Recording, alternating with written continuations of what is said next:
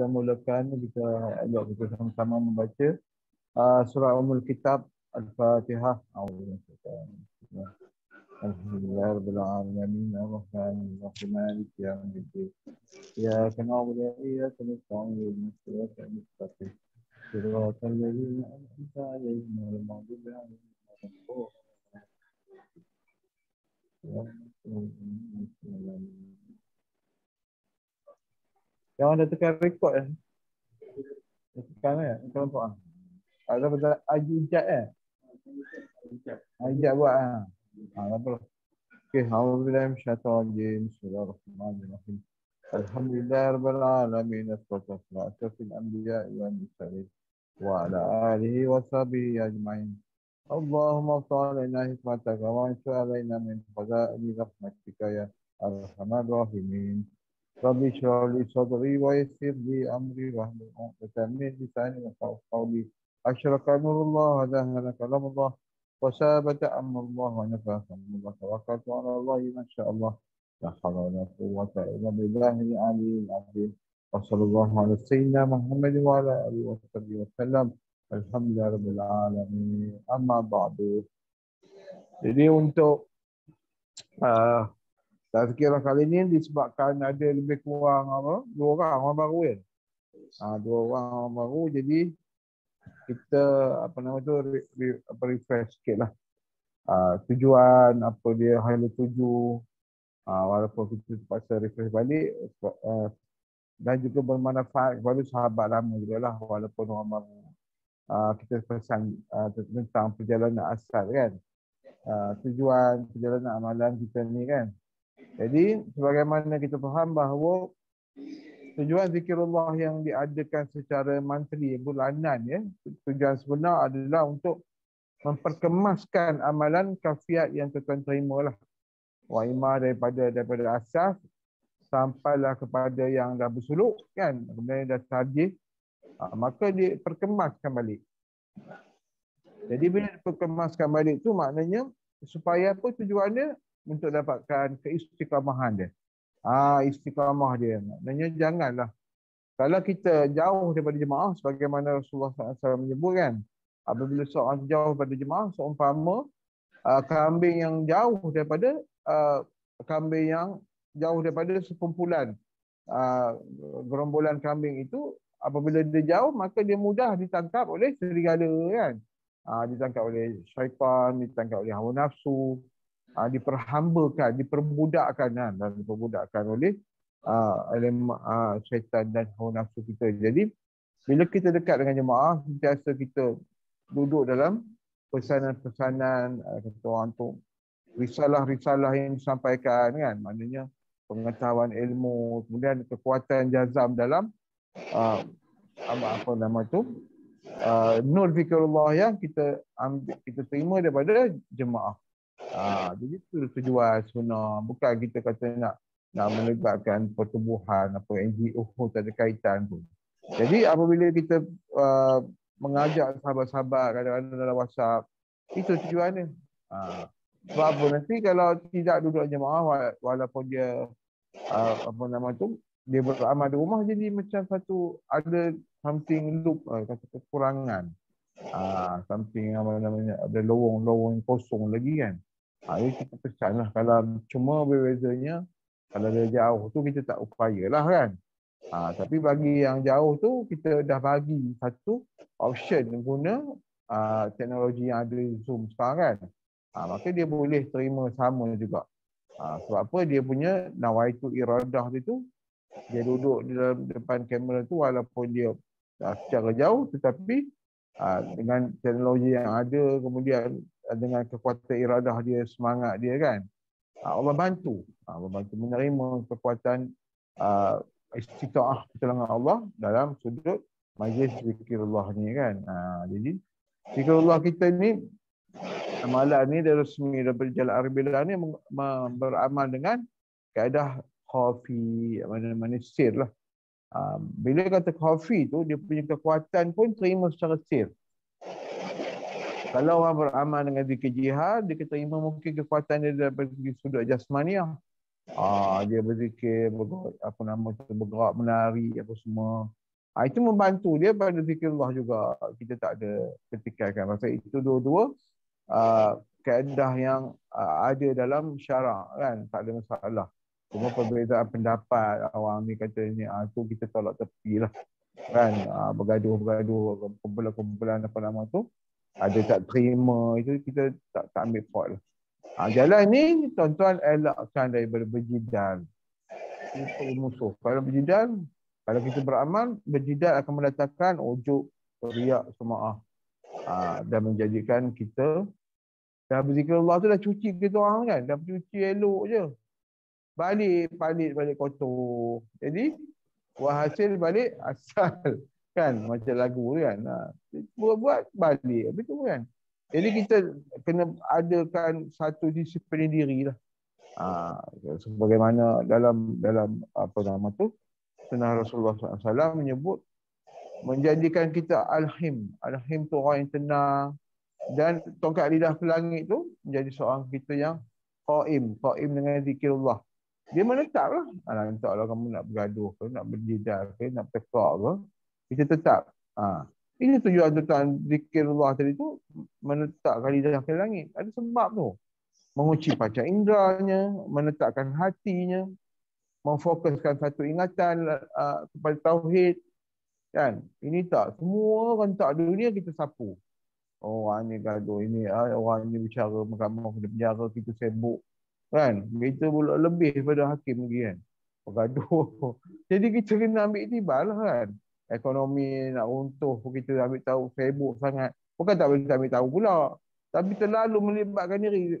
Sedangkan ada hadis menyebut sahabat lalu kat kawasan tu, dia tengok rumah, dia tegur rumah ni dah siap sama. Itu Rasulullah tegur, patutnya kamu tak boleh ambil tahu kan, benda tu bukan urusan kamu, ambil kurang macam. Jadi kita tengok, maknanya pesanan nasihat Rasulullah tu kita hayati kat apa maksud Rasulullah pesan tu kan. Bukan tak ambil tahu, tapi jangan kita menyebutkan diri melebih dari batas ni kan. Kita ambil tahu menyebut kata kan, orang kata kepoh kan. Jadi sebab apa bila macam tu nanti menyebabkan cemarnya lafaz kita, suratul kalam kan. Bila kita berlebih-lebih dalam perkataan, habislah.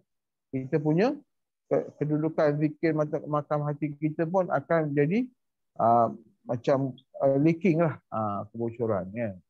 Balik kita beramal balik. Jadi kita nak menetapkan itu supaya waridat yang kita terima tadi tu elok jalannya. Kalau kita berbuat satu sifat, kita melibatkan diri dalam sifat mazmumah, waridat yang sampai pun akan kurang. Kena perhati ya. Kena perhati sebenarnya, hayati dah lama kadang-kadang kita beramal kan, kita tahu kan. Jadi mesti zikrullah kita hayati itu, yang kita amalkan itu mesti ada 3 rukun. 1 hudur, 1 haibah, dan 1 ta'azim. Yang ini mungkin kita ada pernah sembang lepas kan. Jadi hudur ni, beramal tu mesti hadir perasaan kita. Mana hadir, apa tujuan kita buat ni, apa zikir yang kita buat ni untuk berzikir kan. Bila kita zikir, konsep dia berzikir Allah, ingat Allah lah. Jangan bila kita berzikir, kita boleh bayangkan konsep wing ke apa ke kan. Tak ada kaitan dengan kita. Jadi, kena ada hudur. Kalau kita berzikir Allah, mesti faham kita tengah berzikir Allah. Macam solat, kita tengah solat, kita fokus solat lah. Kenapa bila Allahu Akbar kita teringat macam-macam kan? Kita akbar yang lain. Allahu Akbar, kita merasakan kebesaran Allah. Tapi hati merasakan kebesaran lain. Besok aku nak ini lah itu. Dia akbar ni benda lain, dia membesarkan benda lain. Jadi hati-hati ya. Nombor 2 tadi haibah. Bila tak dah ingat Allah, mesti merasakan kebesaran Allah. Afkal bila kita berzikir Allah, ingat Allah, merasai kebesaran Allah mas. Contoh ingat aja, kebesaran Raja terasa hati kan. Macam tu zikir Allah mesti ada haibah, merasai kehebatan Allah Subhanahu Wa Taala. Okey, dan nombor 2, nombor 3 ta'zim. Merasai kebesaran Allah dan kita mengagungkan Allah. Mana mengagungkan, merasai keagungan Allah tu segenap jiwa kita kan. Bila kita apa nama tu, kalau orang kata contoh dia ingat duit, dia mesti merasai kelebihan duit tu, wang tu mau dapat beli tu, dapat contoh kan. Mesti kita mesti zikrullah mesti ada 3 ni. Itu dari segi maknawiyah dia, maknawiyah perasaan. Dari segi sudut amalan dia dengan fi'li dia, pertama mesti ada zikrullah tu memandang. Merasai kalimah zikrullah tersebut masuk ke tempat lataif yang kita dah dapat. Contoh orang baru, latifatul qalbi lah kan, 2 jari dari dada kiri tu mesti masak. Dia tak maunya berzikirullah, tak masuk lah, apalah. Tak masuk tu usaha lagi. Kita menghijab, umpama kata lelaki dekat collar tengkuk kita kan, orang dulu bro kan, tak mahu lagi tonyoh lagi tu sampai dia kerja. Dia dah maklum kan, dah jiwa, dah tebal dia punya segala zulmat dia kan. Nombor 2, mesti ada gambaran pendengaran, penghayatan pendengaran. Bila zikrullah tu suara hati kita yang paling batin, segala yang lubuk hati, batin kepada batin hati kita lah. Dasar dia kan mesti ada pendengar suara zikir kita Allah. Itu pasal lidah dah sampai lagi. Pasal kita tak menyebut lagi dengan lidah. Dengan lidah ni ada had dia. Contoh boleh berzikir lah kan, paling kuat setengah jam ke 40 minit. Allah ilaha illallah Allah.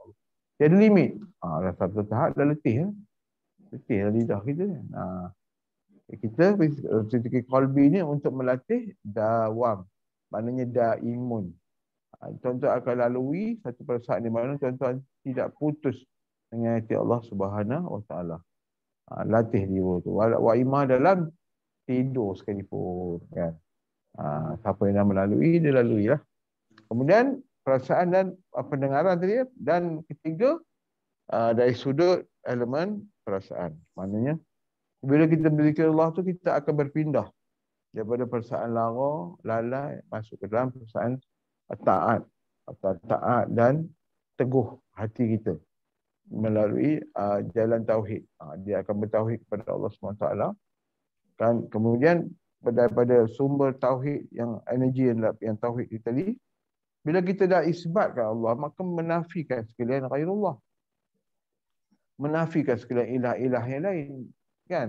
Tuhan berhala duit, Tuhan berhala yang nafsu kan. La ilaha illallah, tiada Tuhan melainkan Allah. Mana tiada apa yang kita tauhidkan melainkan Allah semata-mata kan. Kita ni cakap kan tauhid, tapi bila berlaku apa semua tu kita tak ada tauhid, tak ada penyerahan dah. Kalang kabutnya apa semua, tak ada tempat berpegang, tak ada tempat berpaut.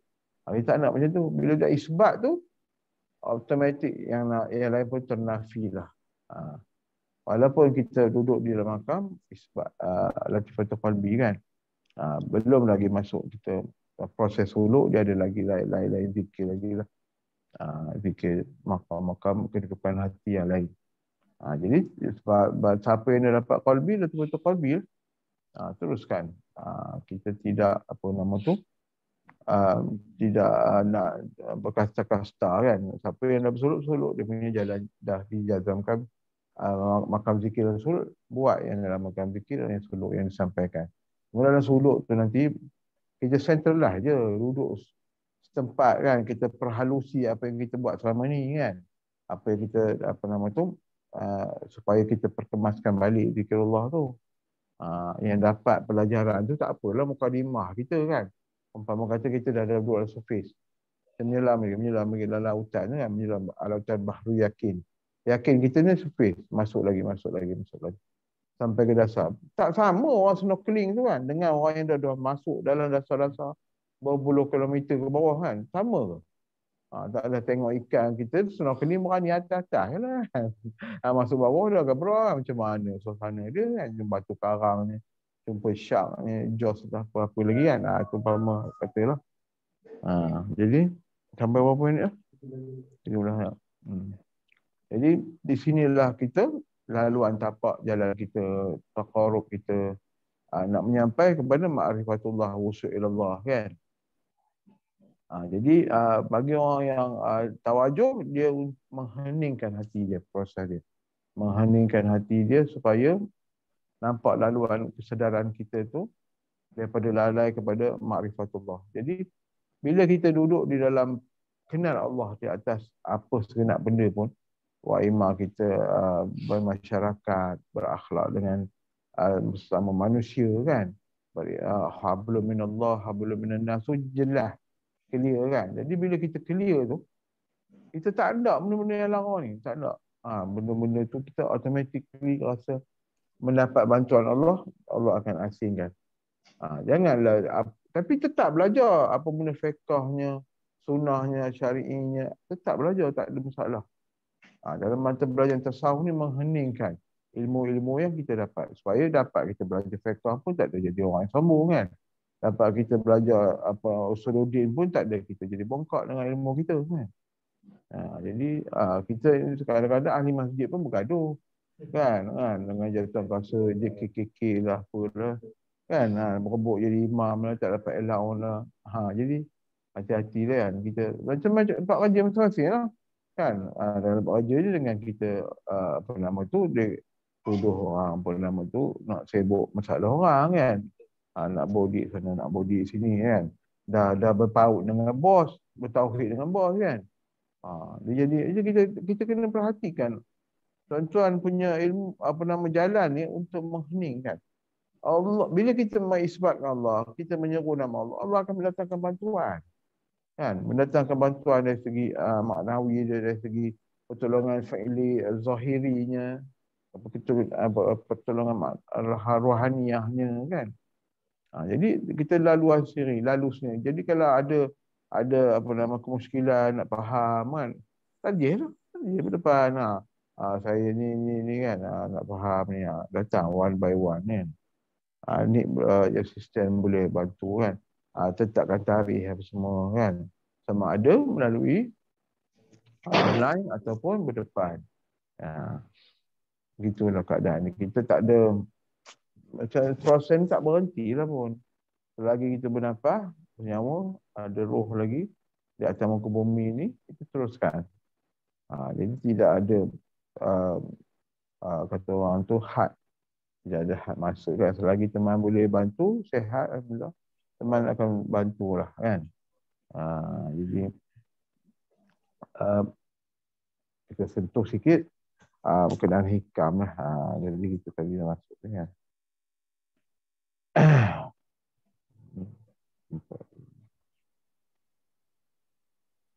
Kita tengok satu.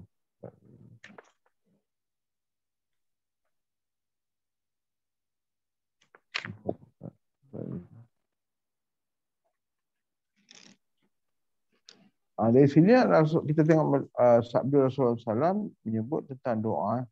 Ya Allah, perbaikilah urusanku semuanya dan janganlah engkau serahkan urusanku kepada diriku sendiri walaupun sekelip mata sekalipun. Maknanya di sini Rasulullah menyebut walaupun kita urusan sekecil-kecil kita rasa hatta memaku sebatang paku pun, kita ada penyerahan kita kepada Allah. Itu kita nak melazimkan daimun tadi tu. Berkenaan zikrullah tadi sepanjang masa kan. Kita bekerja, kita bergerak, mesti ada penyerahan. Jadi itu yang kita perhatikan dalam kalam-kalam yang kita biasa faham kan. La haula ta'awuz. Contohnya ta'awuz, a'udzubillahi minasyaitonirrajim. Kemudian kalimat la haula wala quwata illa billahil azim. Jadi benda tu berjalan. Wah, imam di mana saja tuan-tuan bekerja kan. Buat apa nama tu, bergerak. Lazimkan kalimah-kalimah tu di samping zikrullah yang dah ada. Tak ada masalah. Kan? Lazimkan tuan-tuan macam doa masuk ke bilik air, Allahumma inni a'udzubika min khubuthi. Yang tu tuan-tuan kalau boleh ada masa hafal lah.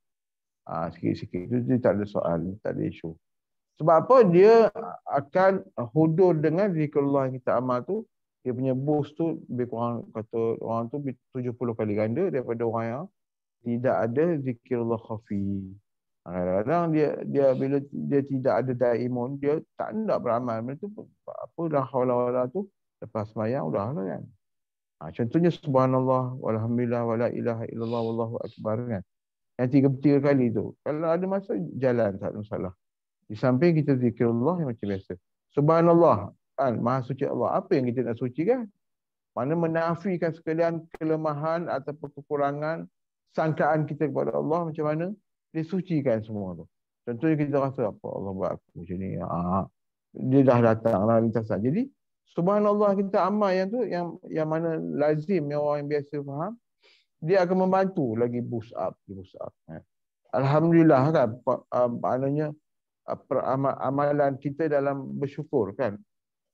Alhamdulillah tu mana segala puji-puji bagi Allah kan. Segala puji-puji bagi Allah tu apa benda kita dapat selama ni, kita mesti ada perasaan memuji Allah kan. Tak kira di mana, tak semestinya berkalam kita dengan alhamdulillah tadi tu. Pemahaman kita, pemikiran kita, duduk tak dalam alhamdulillah selama ni kan. Kita selesai je subhanallah. Nanti nak habis je. Nanti nak bagi cepat je kan. Dia tak nak sikap macam tu lah. Sikap kita sebelum kita duduk lanjut alhamdulillah, selepas dan dalam masa kita dah duduk lanjut alhamdulillah, mesti ada perbezaan dah. Jangan sama lah benda tu. Maksudnya Allahu Akbar. Allahu Akbar tu maknanya kita merasai kebesaran Allah tadi, haibah tadi kan. Yang kita sebut je rukun zikir Allah. Mesti ada haibah. Mesti ada membesarkan Allah kan. Memang Allah Ta'ala maha besar. Cuma nak merasai kebesaran Allah tu masuk ke tak dalam jiwa kita kan. Kita tengok membesarkan. Mungkin kita tengok Mercedes GLA 450 pun. Aku tengok Porsche Lamborghini pun dah rasa besar. Maknanya something wrong. Kita dah rasa benda keduniaan ni besar. Jadi kita kena runtun hati kita ke arah maksud tadi. Zikrullah yang kita amalkan kan. Dia tidak ada isu aku tak amal zikir subhanallah ketika tak amal. Tak ada isu. Sebab ada setengah golongan yang kita faham kaum muda, kaum apa pun.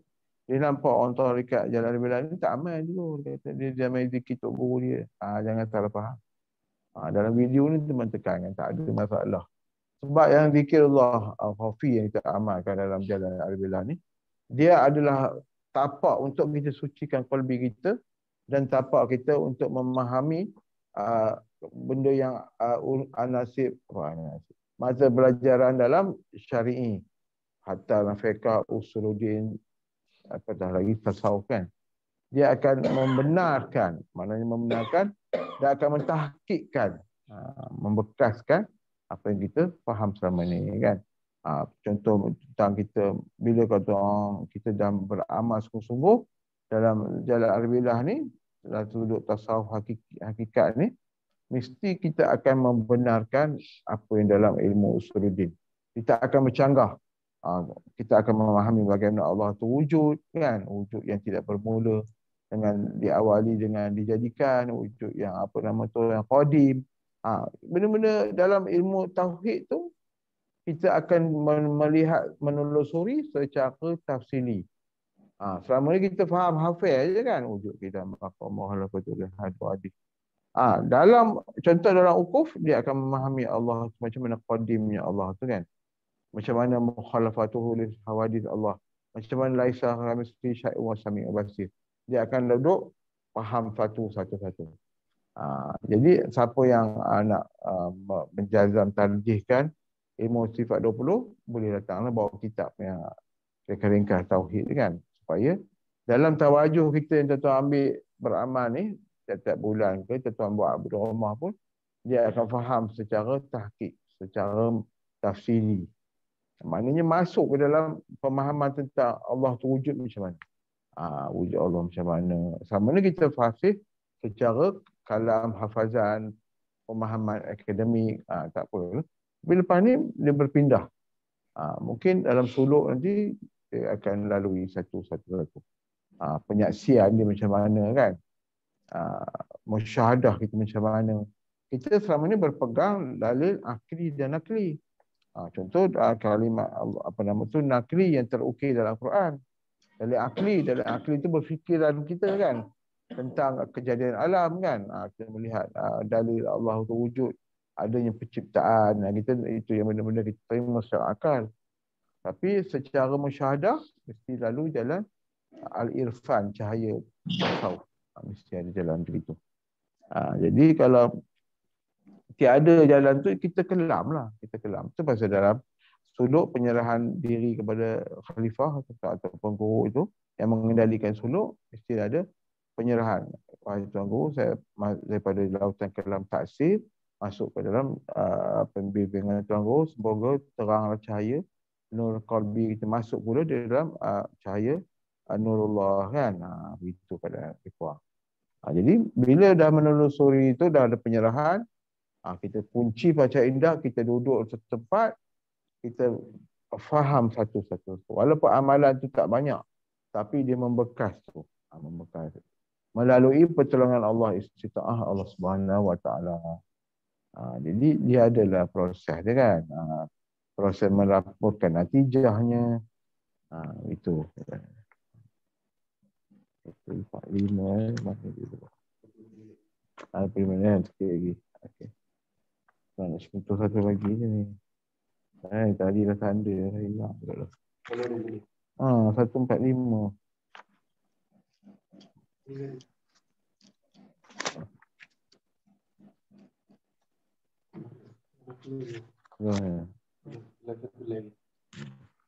Okey, jadi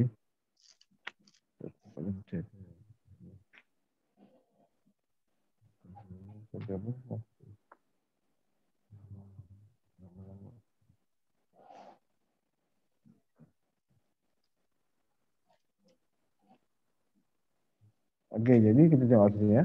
Matan yang 134, Syekh bin Aisyah Al-Sekandari menyebut, jika sekiranya Allah akan menunjukkan kurnianya kepadamu, maka ia akan menjadikan dan menamakan itu adalah perbuatanmu, amalanmu. Maknanya di sini bila Allah nak menjadikan sesuatu, itu kurnianya pada kita, dia menjadikan kita berkehendak kepada jalan tu. Contoh nak beramal, nak pergi masjid, bila Allah nak kurnia, dia jadikan kita ringan, seolah-olah kita yang beramal kepada jalan tu.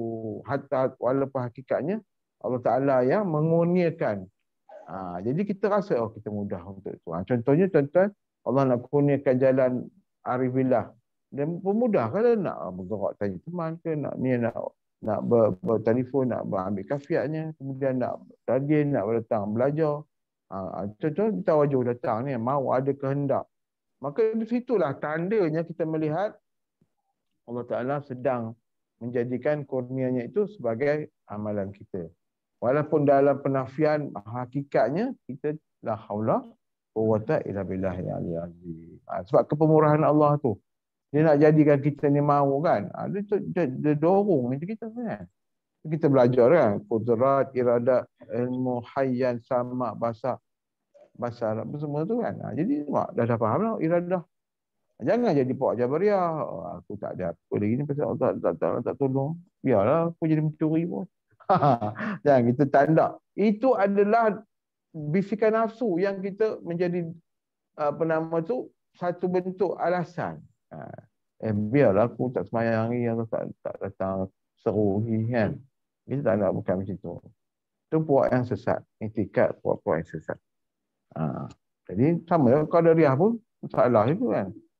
Aku buat ni, aku lah punya masa, aku punya kekuatan kan. Kalau aku tak bosa, tak jadi. Pula dah kan. Kita nak jadi ahli sunnah wal jamaah yang betul-betul center duduk.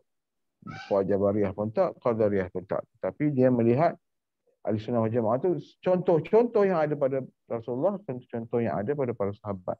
Tetap juga berjuang kan. Tak ada pula duduk diam. Musuh kafir Quraisy kacau pun tak tahu salah pada Allah. Tak ada bersedia berperang, apa baju besi pun tak ada. Tak boleh kita macam tu. Kita melihat apa nama tu dalam hadis-hadis yang tu kita belajar. Kita maknanya ada usaha lah kita mana walaupun kita duduk dalam jalan tasawuf arabillah tetap juga belajar. Kan? Tetap juga ambil ilmu fiqahnya, ambil ilmu usuludinnya. Dia tak ada ta'assub, dia tak ada isu, tak ada ta'assub. Kita kena mengikut contoh macam teman, ikut contoh tuan guru teman. Yang mana dia pun mengkaji hadis Nabi, mengkaji Al-Quran. Tidak jadi orang yang sesat. Contoh-contoh golongan sesat dah banyak kita tengok kat Malaysia ni. Okey, jadi berapa minit? Kita lebih kurang ya. Jadi kalau ada kemuskilan, ada pertanyaan, silalah daripada orang online. Cabutlah dia punya tu. Kan buka. Supaya menjadi pencerahan bersama lain ya. Tamu-tamu orang baru memang orang dah hadir dalam cakap tu. Ada pencerahan. Sila. Kenapa apa kita nak tahu kan? Muskilah ke tak kan?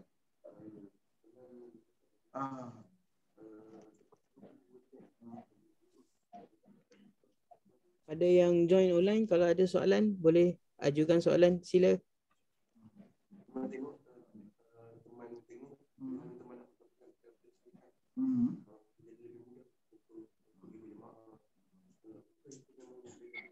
Assalamualaikum. Maknanya bila kita dah suluk, apalah suluk? Apalah faham suluk?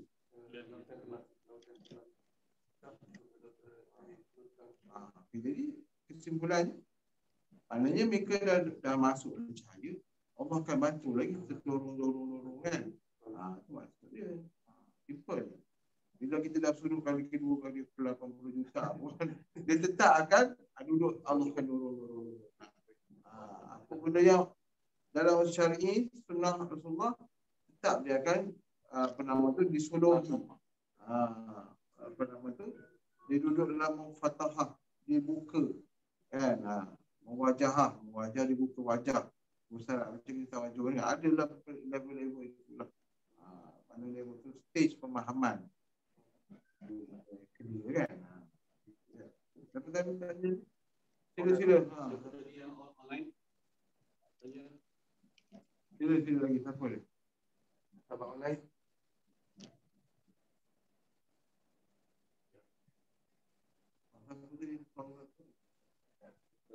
Tuan Azri tadi ada soalan, sila. Tanya apa tadi? Siapa tu? Sila. Dawawi. Saya. Assalamualaikum.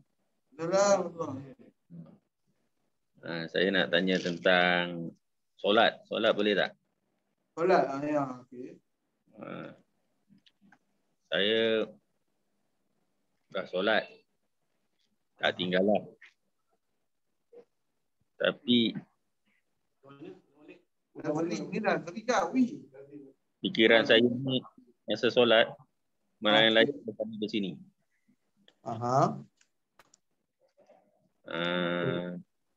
Saya dah cuba. Jangan banyak. Saya dah cuba sedaya upaya. Contohnya surah Al-Fatihah. Surah Al-Fatihah tu kena tahu maknanya. Wajib. Ini soal nak kucuk lah ni ya. Lagi. Saya cuba tahu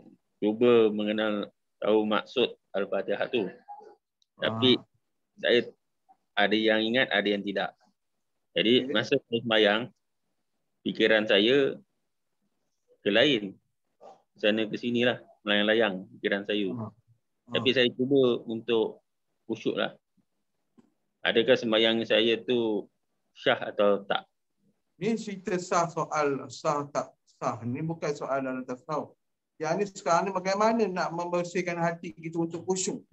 Itu yang kita dapat amalan tu. Kena usaha, kena buat, kena rajin. Kena ada intizam. Khusyuk tak khusyuk tu urusan Allah. Yang penting tuan-tuan buat amal tak 5,000 saya semalam. Saya tanya mereka. Saya 1,000 je Ustaz. Saya tak sempat. Saya kata dah ambil berapa lama? Lama dah kan? Lama dah. Tapi saya selalu buat. Dia mesti 5,000 sehari lah. Dia tak nak cerita 500. Itu cerita budak perempuan. Malam-malam. Itu jantan. Mereka dah pegang army lagi askar kan. Mesti semangat G2 kan.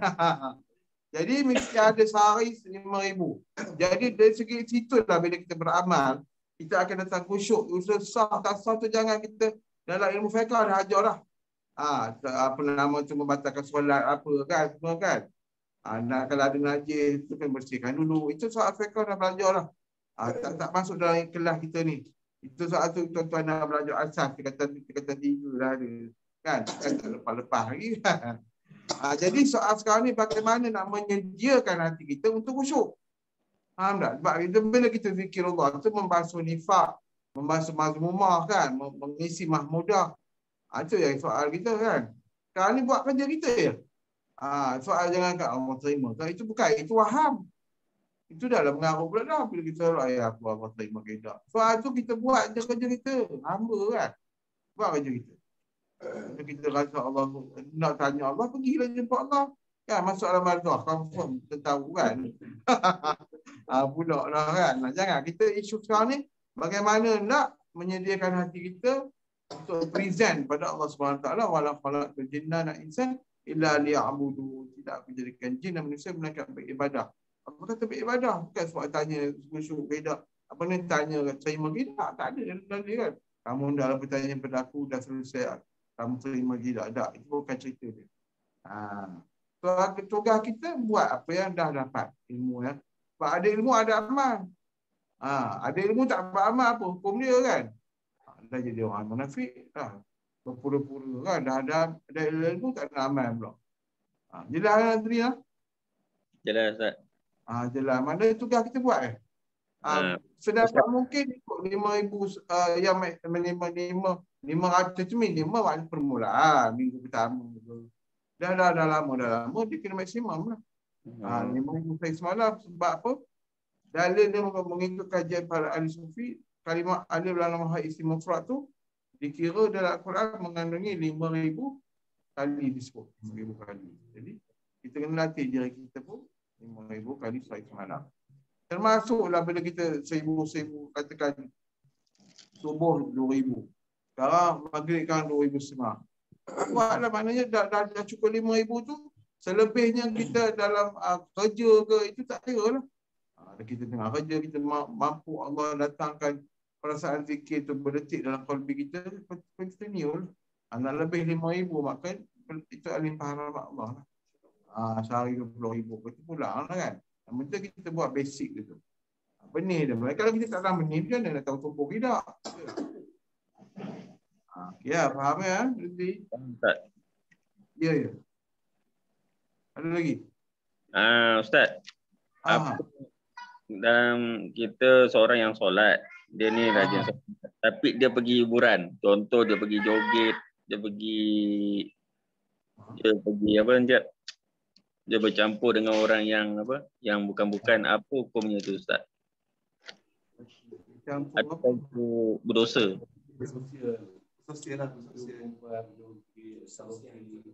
Itulah kesatu fikir dulu. Dia akan dapat kekuatan tu nanti. Mereka nak tanya ni sampai malam tak habis ni. Soalan sekarang ni kalau contohlah itu soalan fiqh lah, baguslah tanya ni. Maknanya bila kita dah faham benda tu dah jauh daripada jalan Allah, jauhkanlah kan. Ada perasingkan dirilah. Macam dalam suluk pun kita asingkan diri. Tak ada pula suruh pergi pasal madam ni kan. Macam-macam orang. Sebab kita tengah sentulah hati kita kan. Nak menumpukan. Jadi kalau mereka nak, kalau takkanlah ahli zikir Allah nak pergi ispu pula kan. Tentu nak jauhkan, betul tak? Jelas kan? Soalan tu simple je. Jauhkan diri, apa nama tu? Nak amal ma'ruf nahi munkar, settle. Kan? Jangan nak berbelit-belit kan. Berbelit-belit kalau jadilah puan-puan hakikat boleh. Kita zikir kita boleh pergi disco tu. Nampak? Dah jadi syubhah dah masaklah aku ni. Orang lain pun kata jalan opini tak tahu hakikat apa. Dia kan. Dia bercampur-campur pula. Benda tu mudah jauhkan, settle. Kita tak nak jadi kata orang tu umpama kata air dengan minyak tak boleh campur lah. Walaupun nampak macam campur tapi sebenarnya kita kena asingkan. Nah. Ustaz. Okey, alhamdulillah. Terima kasih. Okey, sama. Ya. InsyaAllah. Jadi kalau tidak ada apa kita tamatlah ini kita dengan tasbih suara dan Bismillahirrahmanirrahim.